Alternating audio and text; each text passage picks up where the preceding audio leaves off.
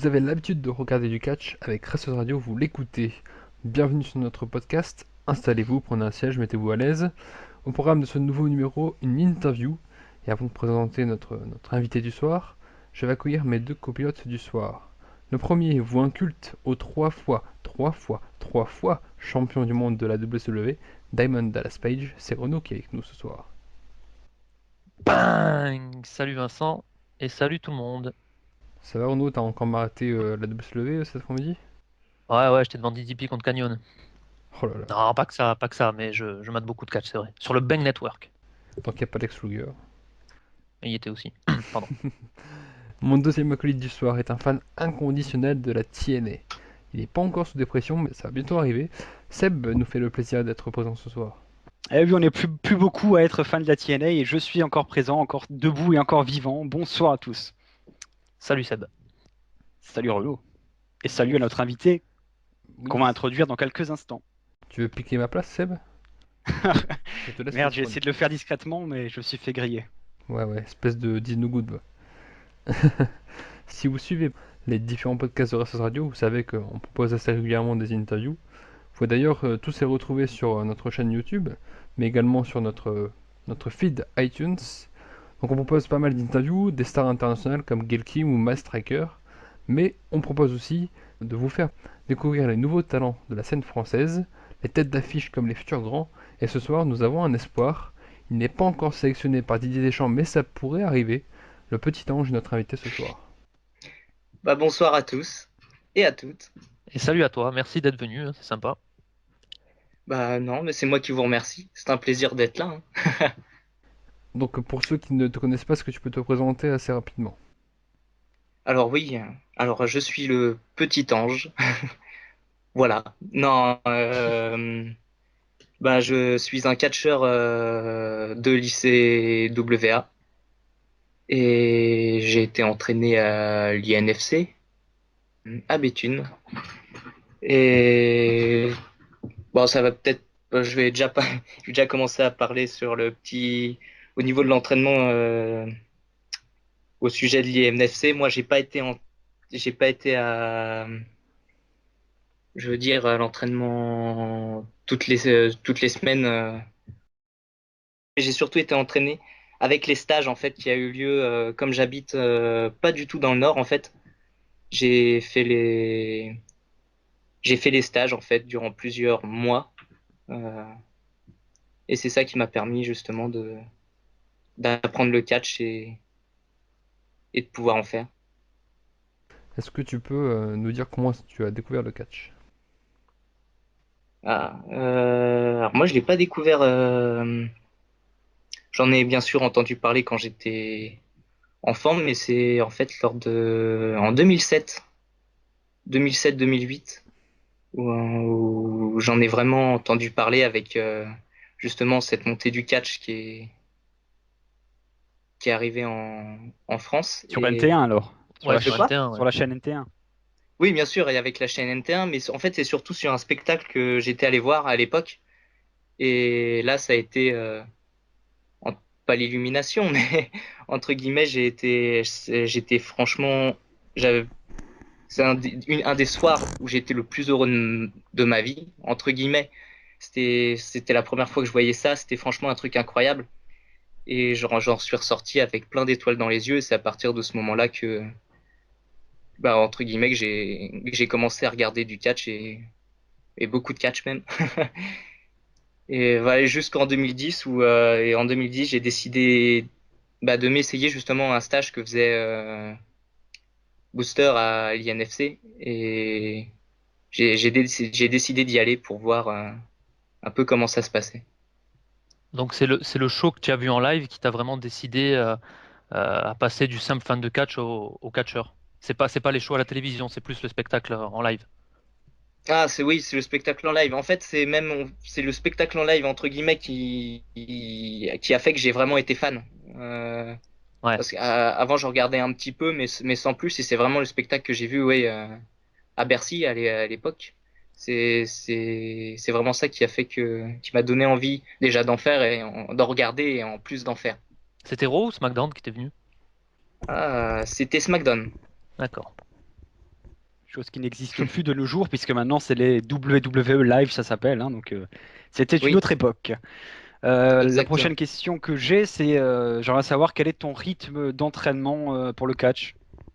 Alors justement, comme mon rythme d'entraînement était assez à l'époque ou maintenant? Enfin, quand j'ai commencé ou à montrer, à apprendre ou en Oui, ce moment? à tes débuts et maintenant, ouais, ça peut être intéressant de voir la comparaison, hein. Bah, à mes débuts, en fait, j'ai fait que des stages. Donc, le- la, la première fois que j'en ai fait, donc c'était en 2010. Après, j'ai attendu un certain nombre de mois, entre guillemets, avant de me décider à en faire assez régulièrement. Donc, j'ai essayé d'y aller environ. Les stages duraient à l'époque entre 3 et 4 jours et j'ai essayé d'y aller une fois tous les 2 mois. Et ça, ouais, ça a duré, moi, ça a duré quand même une bonne année. Et d'ailleurs, je continue de temps en temps, je continue d'ailleurs de temps en temps d'y aller, un peu moins maintenant. Mais par contre, je me suis mis aussi beaucoup à la musculation, bien sûr. Et je remplace justement les périodes où je peux pas venir, où je peux pas monter à la salle, je le remplace par la muscu. Ah ouais, c'est clair, c'est un moment essentiel ça pour les catcheurs. Il faut passer par la salle de gym, hein. Exactement, C'est primordial la muscu exactement. dans le catch par rapport aux chutes, tout ça. On De l'apprend de quoi? suite, Oui, ça. On l'explique aux jeunes catcheurs qu'il faut passer aussi, pas que par le catching ring, mais par beaucoup de muscu. oui, bien sûr. C'est surtout, oui, c'est surtout avoir entre guillemets, la musculature et le gabarit pour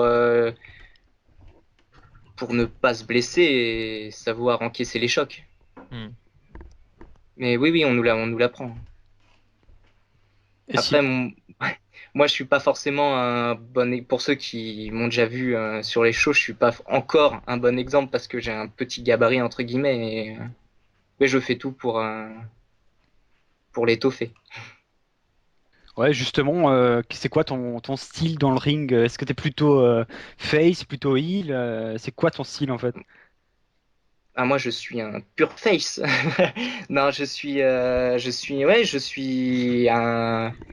je fais face, high flying, beaucoup high flyer, un high flyer bah, de petite taille, mais qui se défend quand même pas mal. Et, et voilà, ouais, mais plutôt même baby face Ouais, ça me semblait être le cas aussi, mais bon, je voulais avoir confirmation. Et Et, vu le nom, ouais, c'est vrai que ça semblait logique. et hein? ouais, vu le nom, comme l'a dit Renaud, ouais, c'est vrai que ça Le semblait nom, oui, logique, bah quoi. oui, bien sûr. Sinon, est-ce que ça te tenterait peut-être de faire un jour le rôle de heel? Ah bah oui, oui, bien sûr, ça pourrait être intéressant. Pour Le petit l'instant, diable. j'ai pas. Ah, le petit démon. Euh, Ouais, bien sûr, justement, c'est intéressant d'aller dans un sens opposé entre guillemets, ma personnalité. Ça pourrait être sympa. Mais c'est pas prévu pour l'instant. Et, est-ce que tu as, pardon, des inspirations, des catcheurs que tu as suivis et qui t'ont inspiré dans ta façon de catcher? Bah, il y a déjà, bien sûr, quand j'étais fan, euh, il y a des catcheurs tels que, bah, bien sûr, je vais prendre Rey Mysterio comme exemple parce que c'est, entre guillemets, grâce à lui, à d'autres, bien sûr, mais que j'ai été fan de catch, mais bah, il y a Rey Mysterio, il y a qui d'autre? Il y a Pac, qui est Ouais. quand même énorme.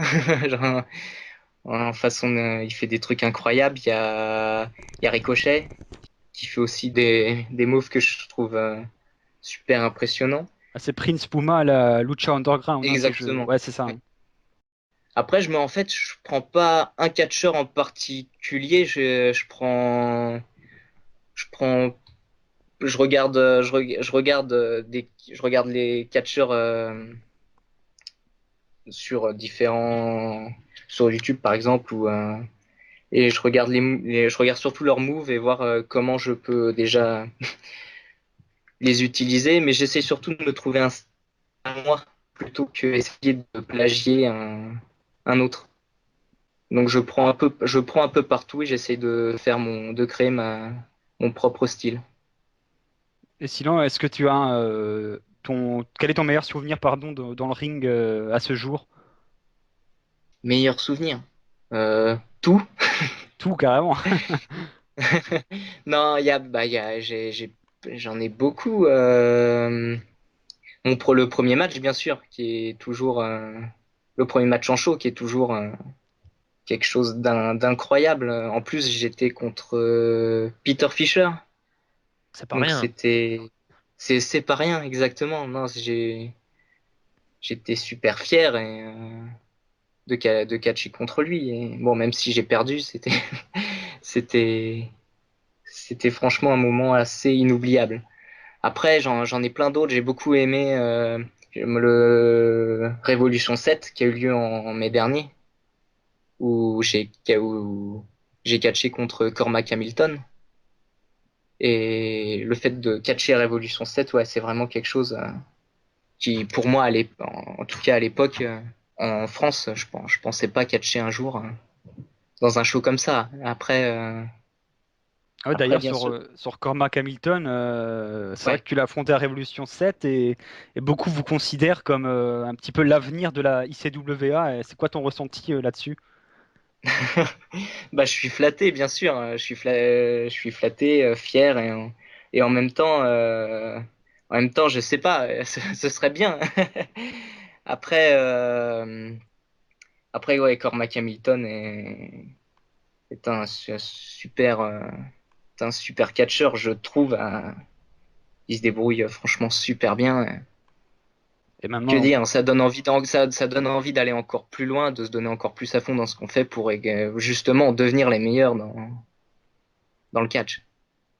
on a parlé du meilleur souvenir et maintenant on va poser la question inverse, le pire souvenir dans le ring. Il n'y a pas vraiment de pire souvenir parce que j'ai encore eu, pour l'instant, j'ai pas eu de blessé, je me suis jamais blessé sur un ring. Et après, c'est plutôt des expériences. J'en tire toujours une expérience. Et il y a un match contre Ryuji. C'était à la Japan Expo, alors pas cette année, l'année dernière, je crois, où le match s'était très mal passé. En tout cas, dans mon souvenir, il s'était mal passé. Après,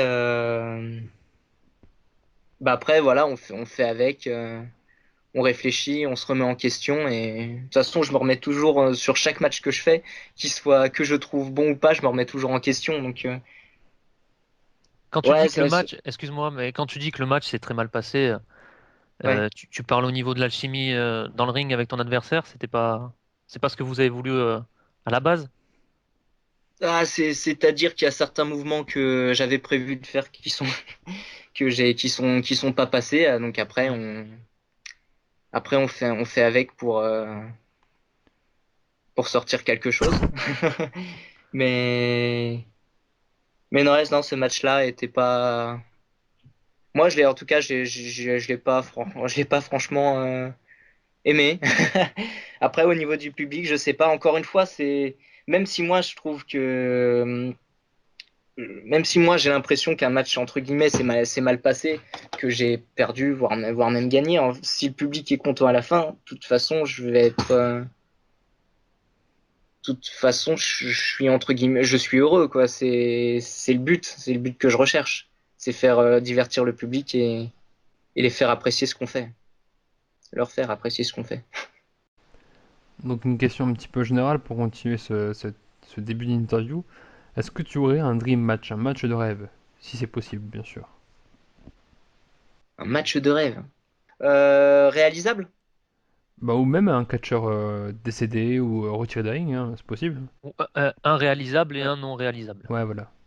Comme ça, on remplit toutes les catégories. Alors un réalisable, j'ai déjà eu la chance de catcher contre Peter Fischer, Lucas Di Leo, même Tristan Archer, j'ai fait un match contre lui. Après, c'est déjà bien, je trouve. Après, bien, affronter Tommy End, par exemple, ce serait quelque chose de. Ce serait une bonne expérience et je pense que ce serait. En fait, j'ai envie d'affronter tout le monde. C'est ça le problème. Genre, c'est ça le problème. J'ai Ça, envie vraiment d'affronter le plus grand nombre possible pour faire en, faire en sorte de devenir meilleur. Mais alors, sinon, après, bien sûr, il y a les catcheurs en tant que fan. Bien sûr, il y a Rey Mysterio. Bon, après, ça va pas forcément faire plaisir à tout le monde, mais j'aurais bien aimé Chris Benoit aussi. En tant que catcheur, je parle bien.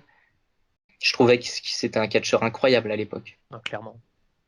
Peter Fischer et Lucas Dill nous a fait un peu la même réponse. Je me souviens quand on les avait interviewés, je crois que c'est Mhm. Peter qui avait dit que il n'y avait pas vraiment d'adversaire qu'il avait envie d'affronter, que qu'importe l'adversaire, le match pouvait être intéressant. Ça dépendait de la mentalité un petit peu du catcheur en face et de ce qu'il pouvait, le travail qu'ils pouvaient effectuer ensemble.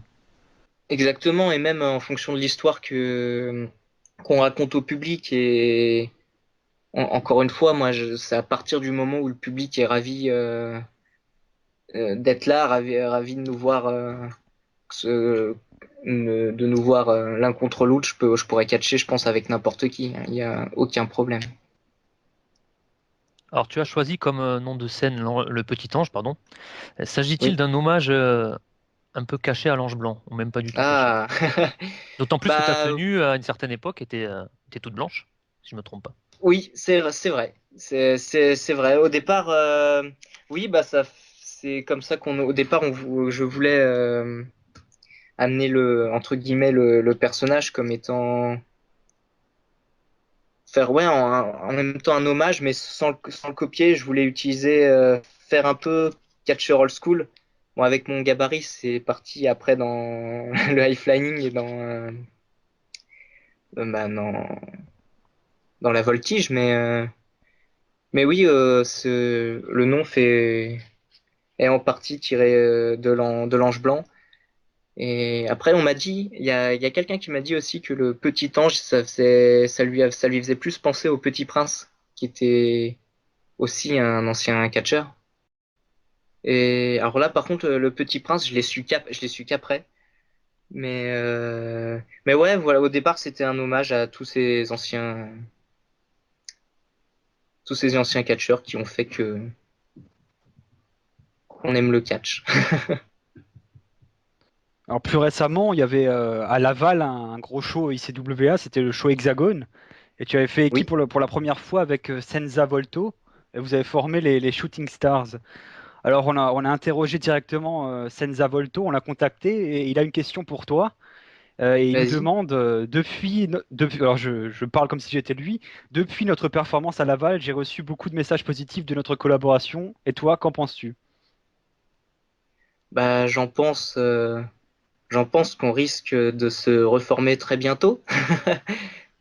Même, pourquoi pas, sur un prochain show ICWA. Non, j'ai été absolument ravi de la prestation qu'on a faite. Je suis absolument ravi de l'équipe qu'on a formée et bah, j'espère que ça va continuer. Moi, Senza Volto, je l'adore entre guillemets. Non, c'est un super partenaire et je m'entends très bien avec lui. Ouais, donc clairement, tu espères percer dans la division par équipe.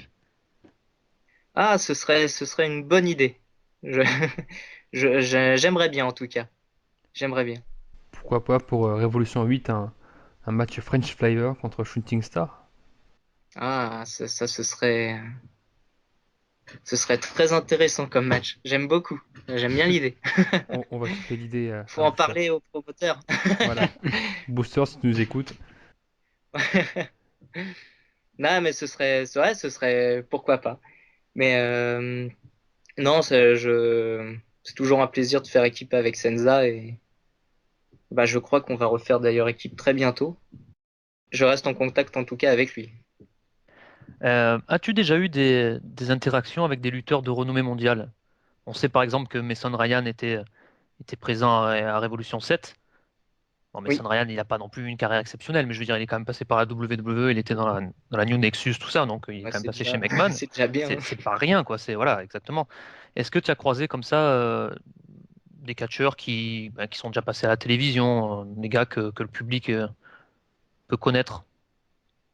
Alors, j'ai croisé Mason Ryan, bien sûr. J'ai croisé aussi Tommy Yen. Ouais. Euh, De quoi? J'ai dit oui, mais je confirme, oui, oui. Par contre, j'ai pas eu entre guillemets d'interaction avec eux. C'est que je suis entre guillemets, je suis un grand timide. Non, mais entre guillemets, j'ose pas trop parler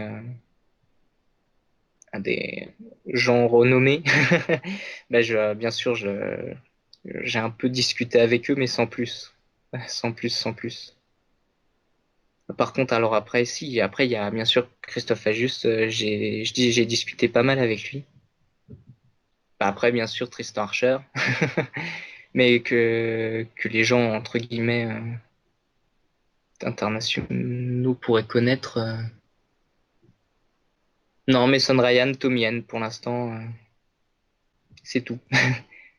Mais c'est déjà bien, moi, je suis déjà ravi d'avoir pu faire leur connaissance. Pour ta courte expérience, ouais, c'est déjà pas mal. Euh, Est-ce que tu as vu le show Révolution 7 puisqu'il est sorti en DVD? Et si tu l'as pas vu, est-ce que tu peux nous dire ton ressenti général en tant que protagoniste? C'était énorme. C'était super. Euh, j'ai vu. Alors j'ai vu que je suis pas bien. J'ai vu que mon match.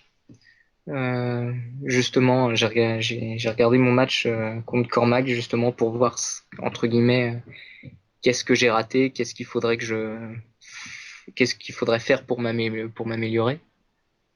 Après, quand j'étais là-bas, j'ai fait mon boulot quoi. Mais c'était super intéressant comme expérience. C'est quelque chose que je regrette absolument pas et le public était absolument fou. C'était trop bien. D'ailleurs, on va dire, c'est assez rare pour un show français de réunir autant de personnes. Je crois qu'il y avait environ un millier de personnes, ou au moins plus de 900 personnes présentes à Maubeuge. Et, est-ce que tu suis encore le catch à la télévision? Tu nous as dit que tu regardais beaucoup quand c'était sur NT1. Est-ce que tu suis Oui. encore la WWE, par exemple, aujourd'hui sur AB1 et RTL9, ou même une autre fédération comme la TNA, je sais pas. Est-ce que tu suis le catch aujourd'hui encore à la télé? Alors à la télé, non. Par contre, il reste Internet. Euh, non, après je regarde bien sûr je regarde les nouvelles sur Internet, voir un peu ce qui se passe, notamment à la VVE, mais je regarde aussi un peu la TNA. Je regardais un moment, je regarde moins maintenant pour ne pas dire plus, mais à un moment je regardais. Non, je continue, je me tiens aux nouvelles et encore une fois, je regarde les vidéos, je regarde des matchs justement pour m'en imprégner et voir ce que je peux en tirer. Est-ce que tu serais prêt à voyager pour te perfectionner dans le catch, aller en Europe pour commencer, et voir pourquoi pas dans les plus grands pays de catch comme le Mexique, le Japon ou les États-Unis? C'est un truc qui Ah bah, t'intéresserait? bien sûr, ça c'est des gros projets, mais bien sûr je pense que c'est le but d'entre guillemets toute personne qui veut aller de plus en plus haut.